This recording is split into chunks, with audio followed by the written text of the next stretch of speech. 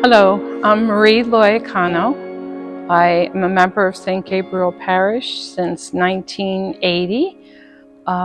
Pretty involved.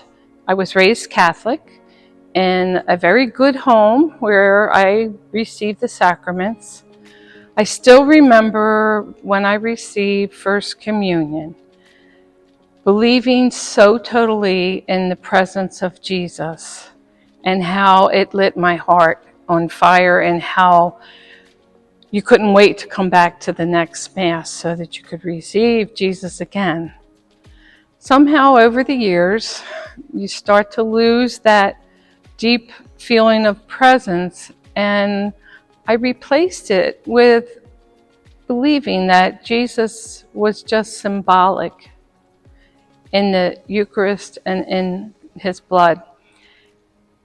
And I felt that way for quite a long time. I still would come and receive Jesus in the sacrament, but it was a symbolism to me at that point. And I don't know how that came about. But I have to say, during COVID, when we couldn't come to church, was very life-changing for me because I did a few things. I got involved with saying a rosary daily. I would watch Mass online because we were recording it here. Brought great comfort to see Father and Maureen and the music people that would gather in the chapel for this little Mass. And I somehow vowed when we could go back, and I began to come to daily Mass at some point, to the point where when I can't get to daily Mass and I can't receive Jesus in the sacrament, there's so much loss there. I feel just, and there were many Sundays that you wouldn't go to Mass and the loss wasn't there. But I think when you start to receive Jesus daily, it really takes on a whole new significance. Two things too, the series that we did here with Father Andy, one of the things that Jesus says is, this is my body, this is my blood. Jesus doesn't say, this is a symbol of my body, this is a symbol of my blood. This is my body.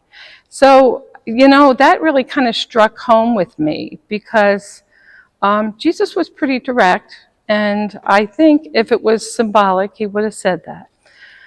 The other thing that happened, a friend of mine was homebound and couldn't come to Mass, so I began taking her Eucharist.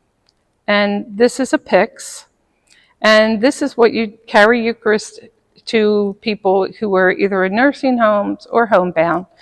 And I would take communion to her, and I have to tell you, every time I would take Jesus to her, she would cry every time. And she said to me, it was like that in church too. She's just so overwhelmed with the joy of receiving Jesus that it would bring tears to her eyes. And that struck me. And I thought afterwards, how very much like that we are, like this pyx. We come to church, we receive Jesus, we're so fortunate. And then we go out. We are like little tabernacles. But when I started carrying this, it really struck me that I was responsible for Jesus. Well, I'm just as responsible for Jesus when I receive him. I think that's all I have to say. But I have to encourage you, as my husband said, if you've never heard of Eucharistic miracles, look for them online. There's so many of them. That also will strengthen your belief in the real presence of Jesus present in the Eucharist. Thank you.